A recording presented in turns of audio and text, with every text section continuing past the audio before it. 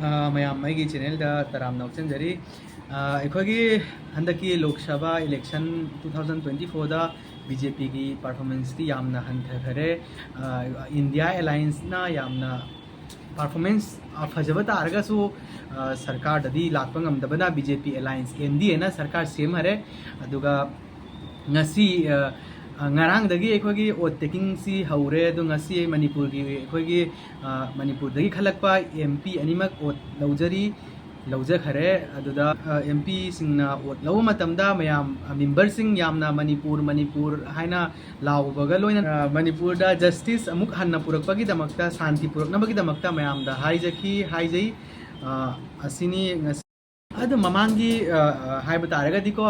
ಹುಜುಕಿ ಏಕೋಗಿ ಮಣಿಪುರದಗಿ 2024 ದ ಖಲಕ್ಲಿಬ MP ಅನಿಮಕ್ಸು ಕಾಂಗ್ರೆಸ್ ಪಾರ್ಟಿ ದಗಿ ನಿ ಮಮಿಂಗ್ ಅನಿಮಕ್ತು ಐ ಹಾಯ್ಜಗೆ ಇನರ್ ಕಾನ್ಸ್ಟಿಟ್ಯೂಯೆನ್ಸಿ ದಗಿ ಖಲಕ್ಪ MP ಅದುದಿ ಬಿಮೋಲ್ ಅಖೋಯ್ ಜಮ್ನಿ ಅದುಗ ಔಟರ್ ಕಾನ್ಸ್ಟಿಟ್ಯೂಯೆನ್ಸಿ ಗಿ ಮೆಂಬರ್ ಅದುದಿ ಫ್ರಿತ್ ಕಾನ್ ನಂಗೋಮ್ ಅಥರ್ ಅದು ಮಯಾಮರೋ ಯಾದೇಕೋ ಐಗೆ ಐನಾ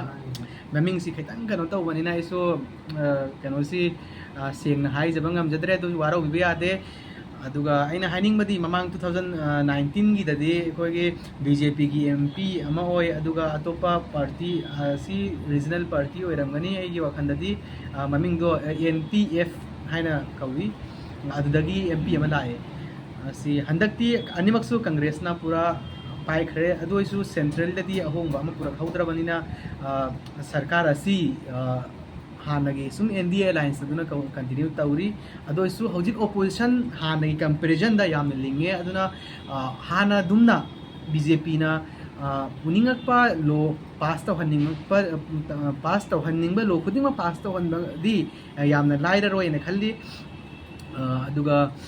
हौजिक अलायंस दा यावरिबा Telugu Desam party अमसुंग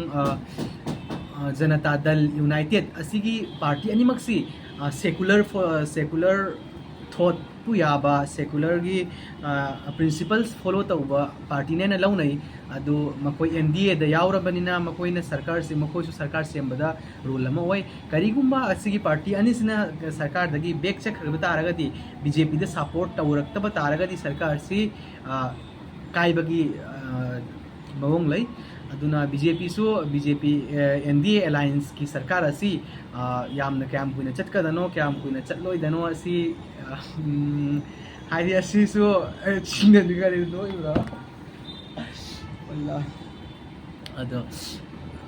येंगबताई future असिगी NDA alliance असी क्याम कुइना सरकार दा लइबनो हाइबसे कोई येंगबताई अदुगा हानागी सरकार बीजेपी ने लाग मतुंगदगी बीजेपी सरकार ना सेंट्रल दे लाग मतुंगदगी पूरा पावर दो होजिकी गद यामना खेनरे तौनिंग बतौबा हाइबदुदी ngamba ओइररोय एना खनली अदो मयाम असिदा वीडियो सि लोजनदरगे अदो मयाम लाइक तौबियो चैनल असि सब्सक्राइब तौबियो दुगा शेयर तौबियो मयाम गी मफमदा मयाम की सेवा तौबंगम हनबियो